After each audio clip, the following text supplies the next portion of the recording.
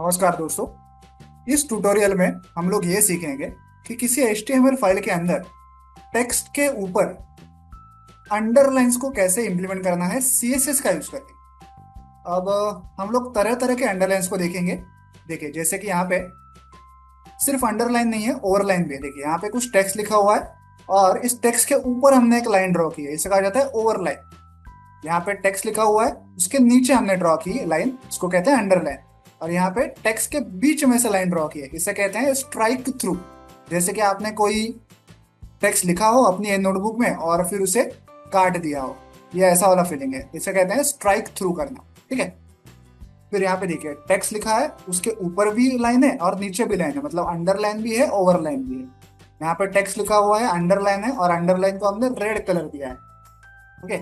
यहाँ पे टेक्स्ट के नीचे अंडरलाइन है और उस लाइन की जो स्टाइल है वो सॉलिड है। यहाँ पे अंडरलाइन है, उसकी स्टाइल डैश्ड है। देखिए, डैश स्वरूप में लाइन है। यहाँ पे अंडरलाइन है लेकिन डबल लाइन है। यहाँ पे अंडरलाइन है, वो डॉटेड स्वरूप की है। देखिए, डॉटेड है। यहाँ पे अंडरलाइन है, वो वेव्स के स्वरूप में। ओके। ऐसे अलग अलग टाइप के अंडरलाइंस। देखिए, यहाँ पे थिकनेस बहुत ज्यादा है लाइन की, तो ऐसे अलग अलग टाइप्स की अंडरलाइंस भी हम लोग कैसे करना है वो सीखेंगे। ठीक है। तो चलिए कोड देखते हैं। यहाँ पे हमारा index.html फाइल है। सबसे पहले यहाँ पे HTML टैग है, उसके अंदर बॉडी टैग। बॉडी टैग के अंदर हमने ढेर सारे पैराग्राफ टैग्स को इंप्लीमेंट किया है। हर पैराग्राफ टैग में हमने सम टेक्स्ट, ऐसा टेक्स्ट लिखा हुआ है। अब एक एक करके देखते हैं कि हमने अंडरलाइन, ओवरलाइन वगैरह सारी चीजें कैसे इंप्लीमेंट की।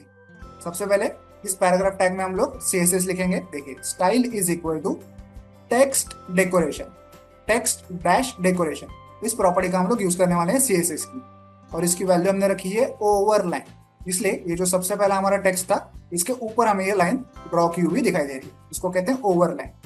Okay. Then text decoration line through. Okay, line dash through, इस प्रॉपर्टी का हमने यूज किया। इससे क्या होगा, इस टेक्स्ट के बीच में से एक लाइन ड्रॉ हो। ओके, जैसे कि हमने इस टेक्स्ट को काट दिया हो, इसको कहते हैं line through. Then text decoration underline, तो यहाँ पे टेक्स्ट के नीचे ये underline draw.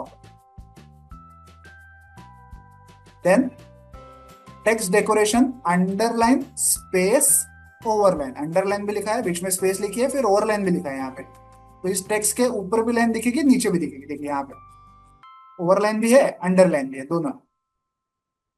Then text decoration underline और टेक्स्ट डेकोरेशन कलर, इस प्रॉपर्टी का यूज किया है और हमने वैल्यू ली है रेड।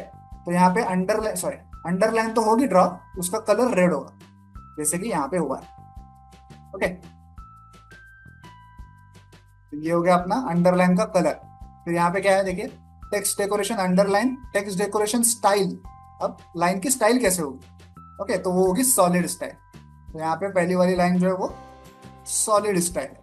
वैसे ही आगे डैश है, डबल लाइन है, डॉटेड है, ये कैसे करना है ये देखते हैं।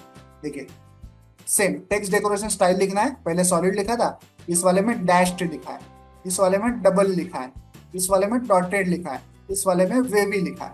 ओके, अब तक हम लोग वेवी तक, मतलब इस वाले तक आ चुके हैं, इस वाले तक। अब वेवी के नीचे क्या है, अब हम लोग थिकनेस का यूज करेंगे। पहले तो यहाँ पे style text decoration underline, underline तो ड्रॉ की, फिर टेक्स्ट डेकोरेशन थिकनेस, मतलब उसकी थिकनेस कितनी होगी लाइन की, तो हमने उसको ऑटो रखा है कि जितना भी ऑटोमेटिकली थिकनेस आ जाए वो आ जाए। तो थिकनेस ऑटोमेटिकली इतनी आती है जितने आप देख पा रहे हैं। ठीक है, आगे टेक्स्ट डेकोरेशन थिकनेस 5 पिक्सल। अभी हमने पिक्सल प्रॉपर्टी का यूज किया। ओके, 5 पिक्सल की थिकनेस हो, तो देखिए इतनी बड़ी होती है 5 पिक्सल की थिकनेस यहाँ पे।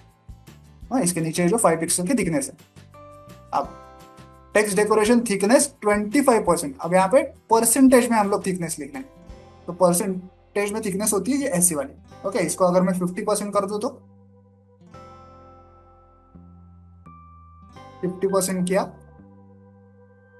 तो देखिए थिकनेस बढ़ गई उसकी। ठीक है, तो आप थिकनेस को ऐसे मैनेज कर सकते हैं, तो ऑटो रखिए, या तो पिक्सल्स में उसकी वैल्यू रखिए, या तो परसेंटेज में रखिए। तो आया हो आपको अंडरलाइन ओवरलाइन के बारे में इस ट्यूटोरियल में अच्छे से सब कुछ समझ आ गया होगा। वीडियो में दिखाई गए इस कोड को डाउनलोड करने के लिंक मैंने वीडियो के नीचे डिस्क्रिप्शन बॉक्स में दे दिया, आप चाहें तो वहां से कोड डाउनलोड कर सकते हैं। वीडियो को एंड तक देखने के लिए धन्यवाद। Thank you.